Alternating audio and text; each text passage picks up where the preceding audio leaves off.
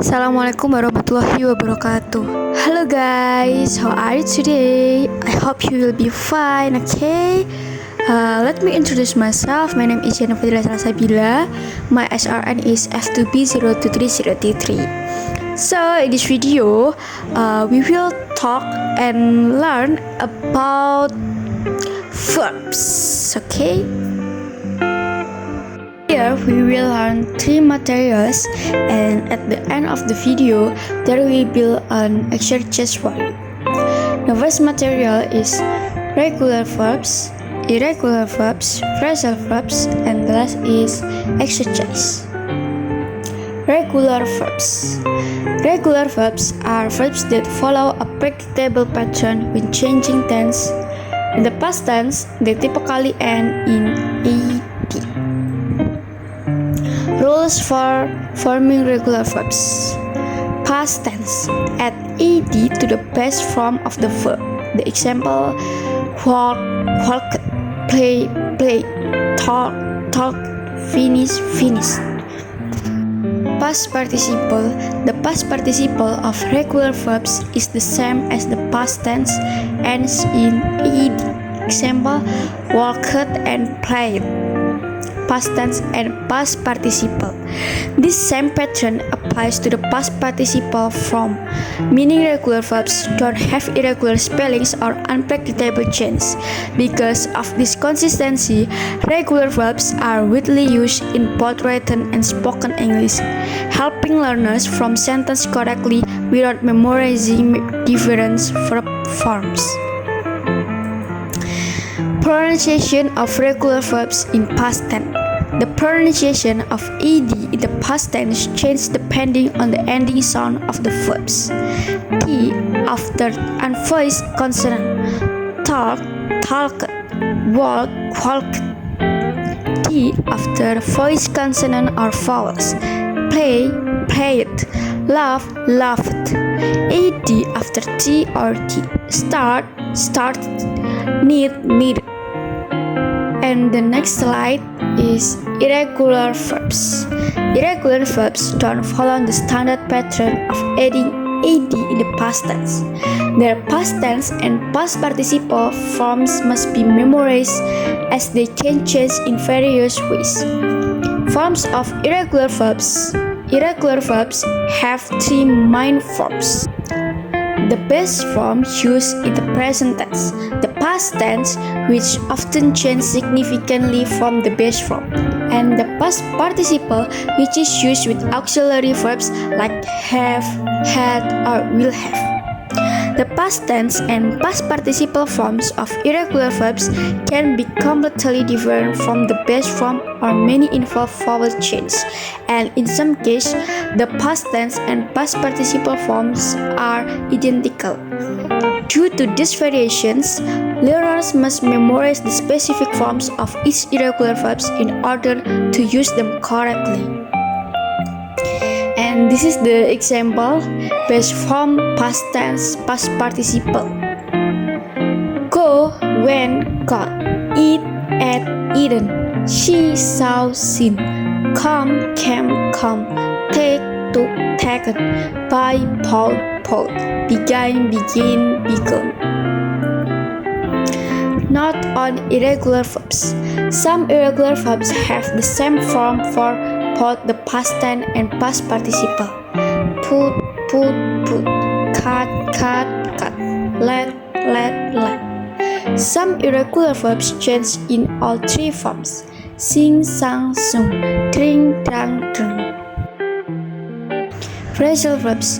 Phrasal verbs are a combination of a verb and one or more particles, which can be prepositions or adverbs that produce a new meaning that cannot be guessed from the meaning of the consistent words alone. This means that the meaning of a phrasal verb is often very different from the literal or dictionary meaning of the verb and particle. Types of phrasal verbs. Number 1. Transitive phrasal verbs. Transitive phrasal verbs are verbs that require an object to complete their meaning. In the sentence, she gave up smoking. Smoking is the object as it answers the question, what did she give up? Without the object, the sentence will be incomplete or unclear. These types of phrasal verbs always need something or someone to act upon, making the object essential for the sentence to make sense. Number 2. Intransitive phrasal verbs. Intransitive phrasal verbs don't require an object to complete their meaning. For example, in the sentence, he woke up early, there is no object because the verb woke up does not need something to act upon. The sentence makes sense without an object as it describes an action or a state.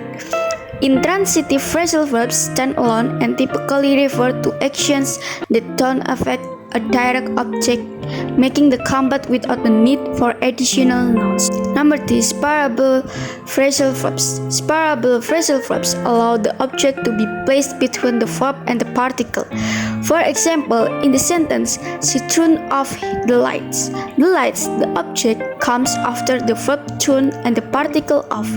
You can also rearrange the sentence and say, she turned the lights off, where the object, the lights, comes between the verb turn and the particle off. Both versions are correct, and this flexibility is characteristic of separable phrasal verbs. And the last is inseparable phrasal verbs. Inseparable phrasal verbs don't allow the object to be placed between the verb and the particle. In other words, the object must follow the particle directly. For example, in she ran into an old friend. An old friend is the object and it cannot be inserted between ran and into. The object must always come after the entire phrasal verb, keeping the verb and particle together without separation. Common phrasal verbs. Phrasal verbs. Get up, meaning to rise from bed. Example, she gets up at 7 a.m. every day. Phrasal verb. Give up, meaning to quite stop trying. Example, he gave up smoking last year.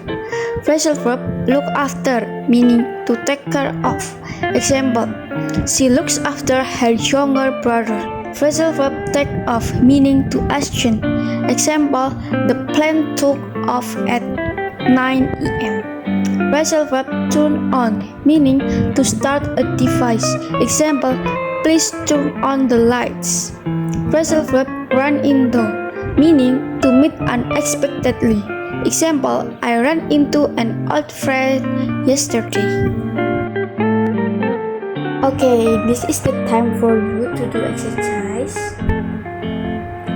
I will give you 30 seconds to complete the exercise.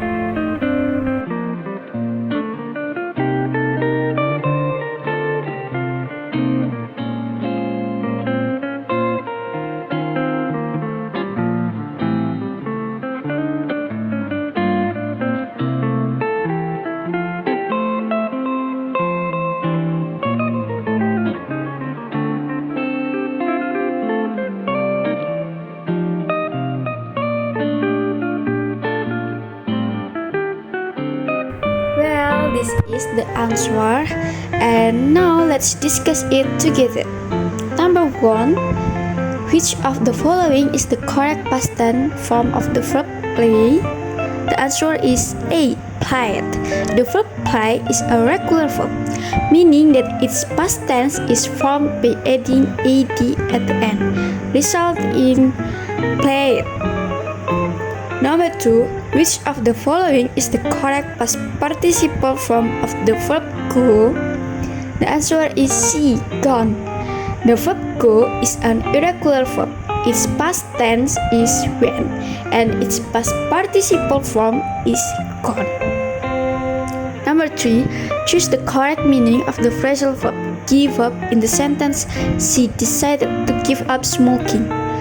The answer is B. To stop trying or quit. The phrasal verb give up means to stop doing something, especially after trying for a long time.